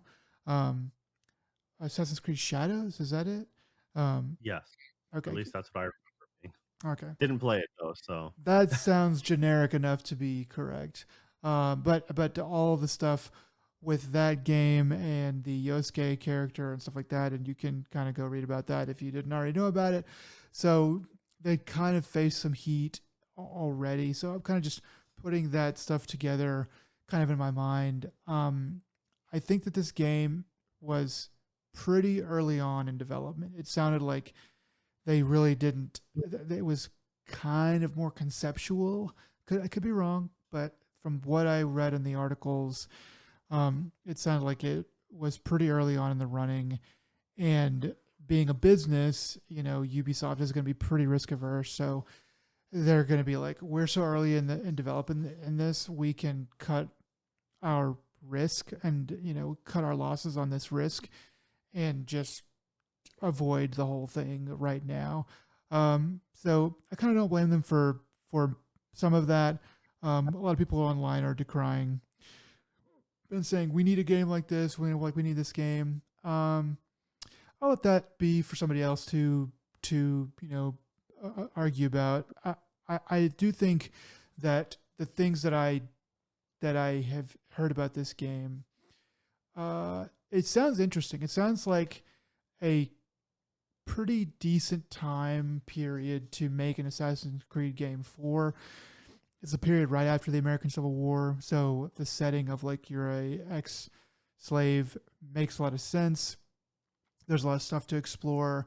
Um, Jim Crow laws hadn't fully taken effect, or I think they were only just starting to. So like that kind of stuff would be interesting to kind of play with it in a story. And then a lot of would be battling the KKK, obviously.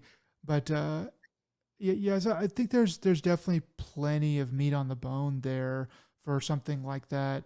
But my immediate reaction was kind of just like, well, I think I'd rather play a game, an Assassin's Creed game that's set just before and or during the Civil War, like during the American Civil War. That seems like it would be a lot more ripe for all kinds of like crazy stuff. But I don't know. Either way, I think it would have been a pretty decent setting and idea.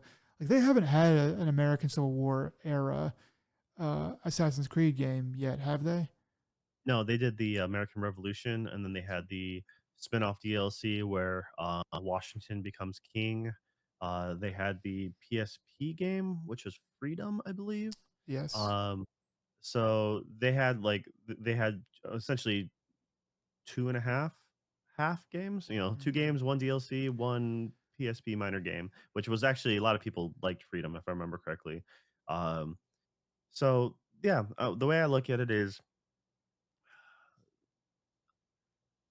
the reason why they have a stance now is because how I don't know how the sales are in the end, but I know that I feel like the overall vibe and outcome of Assassin's Creed Shadows was like a net negative. Um and they don't want to take two potential losses in a row. Um and I can understand that. So if you're gonna run risk, uh, Ubisoft always they took a lot of heat for Assassin's Creed Shadows from like the inception. Essentially, people were just not really great happy with it. My argument for the whole we don't want to be between politics and trying to start stuff.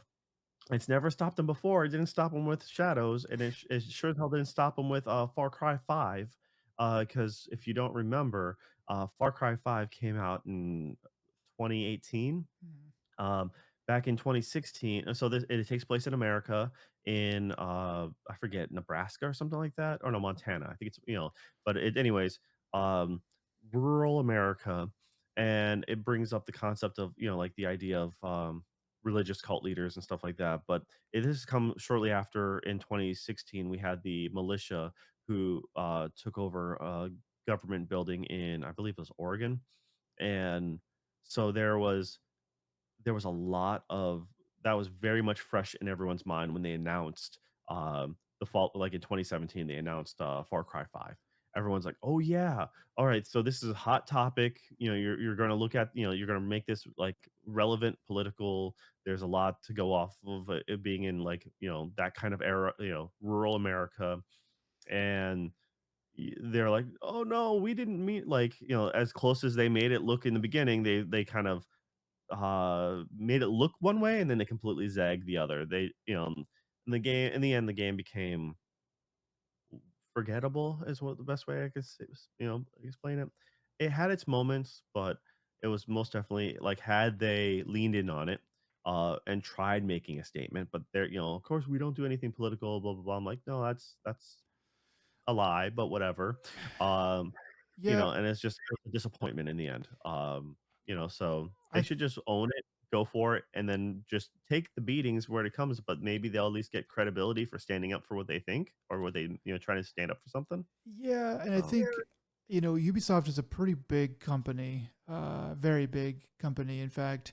Um, and I think that this kind of thing is probably it's better left to smaller developers, more nimble developers, more thoughtful developers to write the story and create the gameplay for games like this. I think because or like we're kind of imagining and talking about because yeah, these Ubisoft games have not really been they've been kind of ham-fisted. They've been kind of like just sort of like Watch Dogs. I didn't play it, but that seemed to fall flat. I think Watch Dogs 2 they kind of fixed a lot of the things and did I would things say Watch better. Dogs 1's, that's a different that's kinda hard to, yeah, that fell flat for a lot of her. The point is that they um that I think that maybe they've learned their lesson now that it's like it's really not lucrative or helpful for us as Ubisoft to play the political game either way uh because you kind of you run the risk of alienating a big chunk of the audience, and so there's that in and of itself. And then because they're a megacorp, they it's going to be very hard to get that many people to agree on a controversial take on anything. So if you've got like 100 people, which they have like over 1,000 people working on any one game, but if you have let's say 10 or 20 people writing on this game, um, somebody is not going to agree. Even if they don't ever say anything, they're not going to agree, and they're going to probably do things to undermine, even if it's just like negative votes or whatever, undermine other people's like writing and stuff like that. And so and so I think that you can kind of tell in a lot of these because it's like we're going to say something, and they come out and they didn't really say anything bold or anything like that. So I think wisely maybe them getting out of this, which remains to be seen. Maybe they're gonna do something totally different. But I think that them getting out of it is, what's that saying? Discretion is a better part of valor. Letting things kind of cool and coming back to do something more along those lines. Uh, that might be good too. Either way, it's just kind of a weird story, and I thought that thought it'd be good to go through a little bit. Yeah, it's once again, it's with Ubisoft. They've made a lot of uh, interesting decisions. Is the best way to put it. I mean, uh, for yeah, they've canned a good Prince of Persia game. They canned that team. They created a quadruple A game that has been First quadruple A game. successful. Mhm. Yep, and has been leading them all the way. No, it's I mean, then they silently leaked, dropped you know the the Rogue Prince of Persia just recently, which I've not really heard any word about that. And like I know Uh, they fought off the hostile takeover from, what that was was a it? while ago. Yeah, Yeah, but I feel like that threat is still lurking.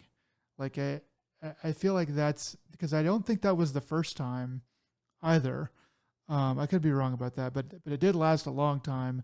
So it just seems like, of all the companies, maybe that have ability to do this, maybe Ubisoft really isn't really one of them. yeah. But at the same time, the Ubisoft that successfully did avoided the 2024 takeover, and everyone on stage being like, congrats and stuff, and then that team to now is not the same company. It's No. their company is most definitely on a downward trajectory, and I kind of don't feel bad for them at a certain point.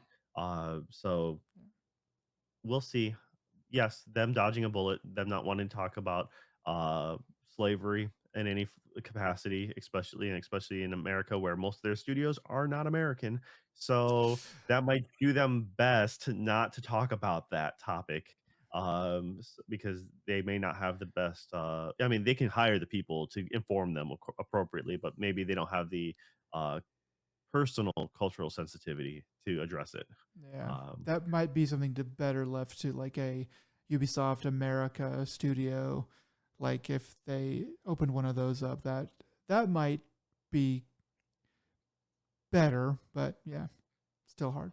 Let EA tackle it, and then everyone just bet, Everyone already hates EA anyway, so yeah, they should be the one to do it. Yeah, that all right. way it can only help their reputation. Okay, next up, this one was weird. Nintendo put out an animated short on 10/8, I believe, on October 8th. It's called Close to You. It's on YouTube. So you can go watch it. It's about 3.5 minutes.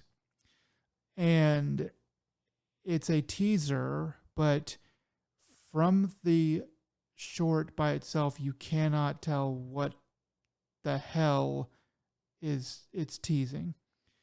Um, it's a baby left alone inside of or in its room, and it's safe and everything. It's very cute.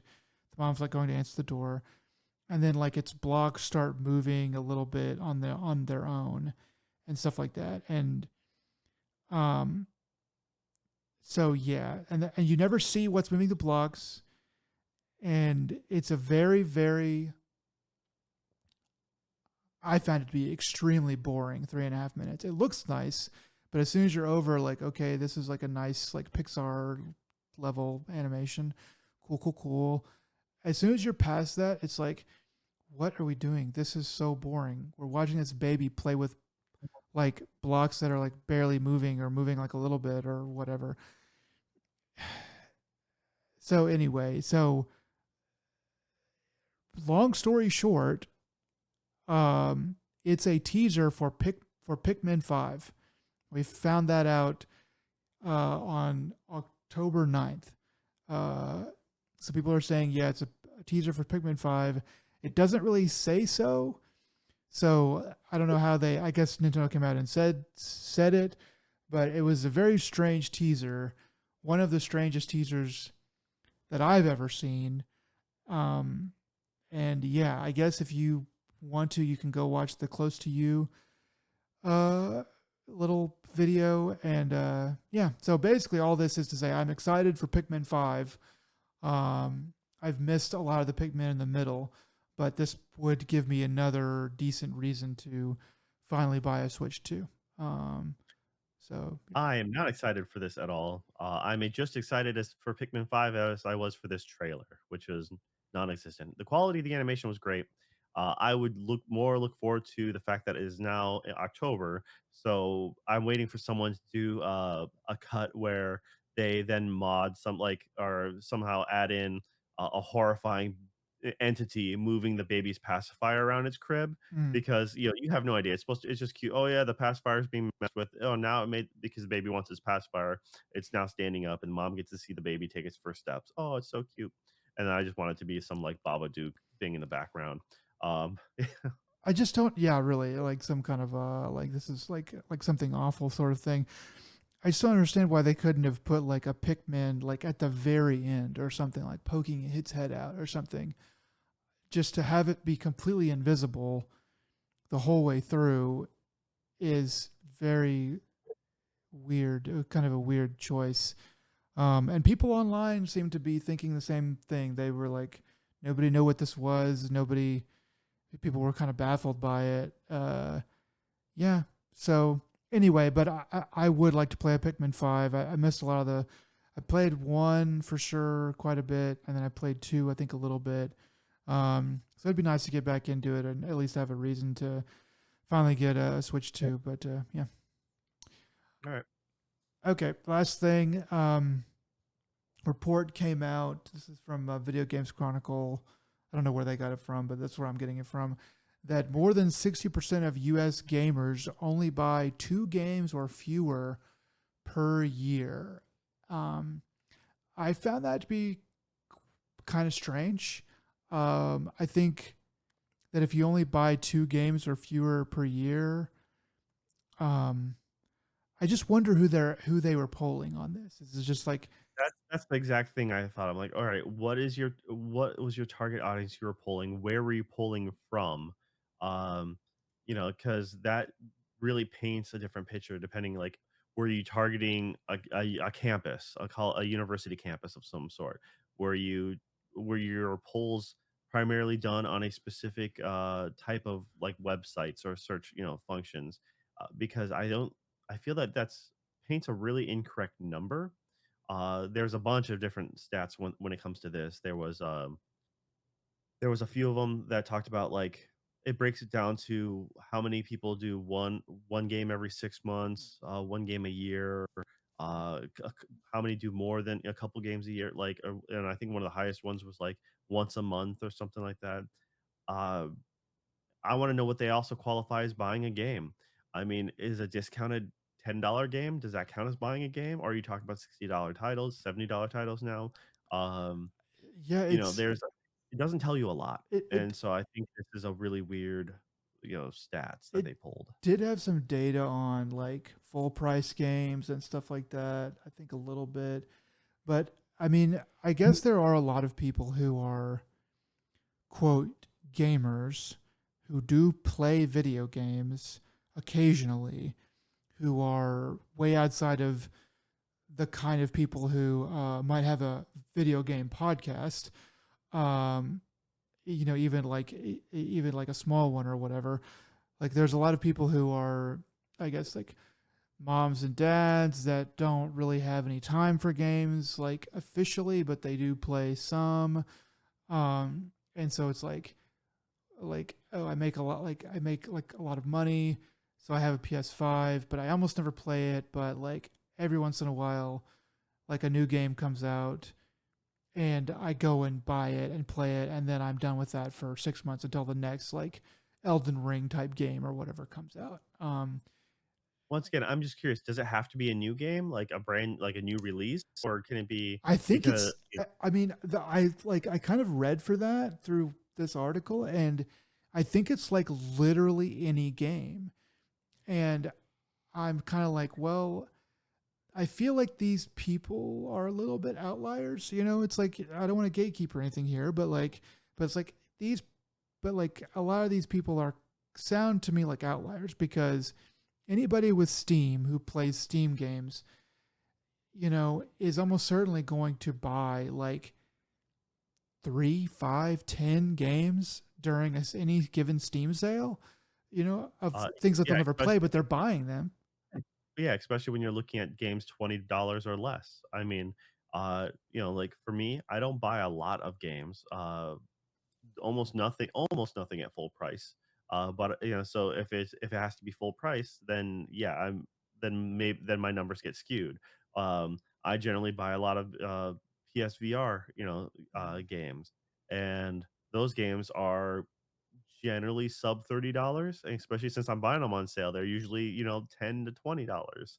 Um, so yeah, it's one of those things that, depending on what their criteria was or who they're asking, that could change a lot of things. Yeah, It was a weird thing it was a weird poll. But I don't get me wrong, I know that there's a lot of people who, stick to competitive free online games. You know, there's a lot of that. a lot of people play Fortnite, a lot of people play Valorant or, like any of those type of games. That's fine. I mean, they had to buy it once, or like certain games, they might have only paid issued it once. That's their main game. They love to play that, uh, and they get better at it. Cool. Yeah. Um, Yeah, the other half of this that I found kind of interesting. There's a couple different numbers that are through here, but they kind of saying things that aren't really that big of a deal.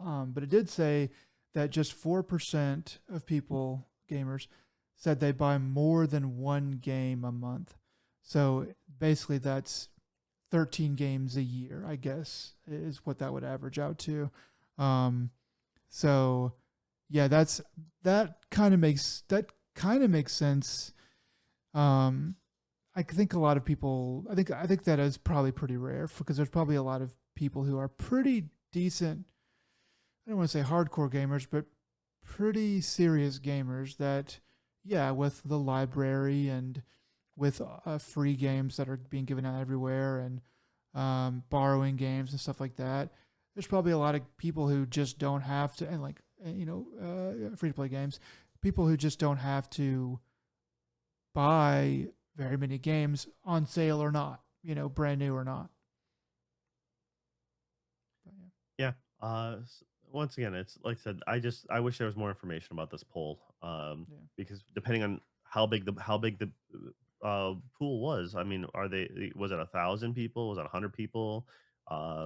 yeah. There's So there's a lot. It's kind of one of those things that's like more just like an interesting thought to have than like hard data. But it's like, okay, well, I'd like to, but I'm with you. I would like to know more specifics and details about how they conducted this. yeah, I feel that at least it depends on your friend circle, but I know most of my friends who even aren't or casual, but they own a PS5. they buy, more than 2 games a year, without a doubt. Yeah, for real. Uh, so that's why it's just such a weird one, like, if I'm talking about some of my, nephews or something like that, then, yeah, they have allowance money. So they're gonna stick to the free stuff they can get here and there, and, but they're also on PC, and PC, you can get a lot more free stuff so long as you're subscribed, or you get the free game from Epic, every week. Mhm. You have Amazon Prime, so you can get for Prime Gaming, like those games for free there. Uh, so there you have a little more access to it, so that kind of colors those numbers to a certain extent.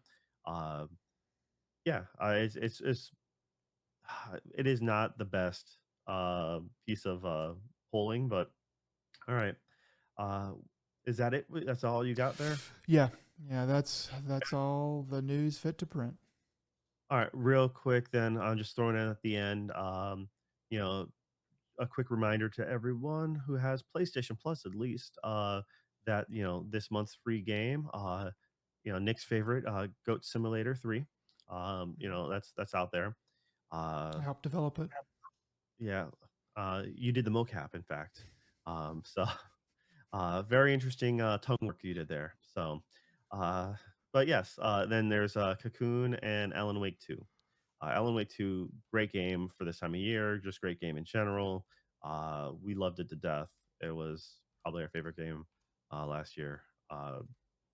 Yeah, I think if you don't need to have played the first one, it helps a lot. To be frank, I think you should do if you can't play it or if you don't have the time, A there YouTube has to be recap. a condensed YouTube recap is the way to do it. Um, Sprinkle in a condensed YouTube recap of Control, and like that's about as deep lore as you can. There's guaranteed Alan Wake 2 like primer videos, like just Uh, giving, and they might even go into a little bit extra Remedy lore for you, mostly Quantum Break, which is a big influence as well. But like it's one of those things that you can easily miss and you'll still be fine. I think Uh, I would say that you go ahead and get Alan Wake 2 and go ahead and play that if you have any inkling at all that you might want to play it because it's definitely worth playing. But if you wanted to do the extra credit, then I can only recommend to do like I did at Joe's behest, and that is play Alan Wake 1 because there's a pretty decent remaster. Play Alan Wake 1 all the way through, at least the story, and then play Control all the way through the story, and then play Alan Wake 2 because that is where you'll have everything that you need and fresh in your mind, and it really is. Those other two games are worth it just for themselves, but they help Alan Wake 2 be even better. It's already a great game, but it'd be even better. yes, for sure. All right. Well, guys, if you made it this far, we appreciate it. This has been ADP episode 147. Nick, what are some words of wisdom you have for the people out there? So whenever you're wrangling a goat, you want to make sure that you have a rope. Obviously, you can't just push it over. So you've got to sweep the legs. Like they don't really have ankles the way that we do. So sweeping the legs is a lot easier, and just sweep the leg. So the legs are in there. You tie them up that way, and then you throw them in the back of the truck or never mind that last part. But anyway, the first thing, sweep the leg. All right, spoken from a true Texan. Okay. Well, guys, and this has been ADP. Until next time, take it easy. Bye.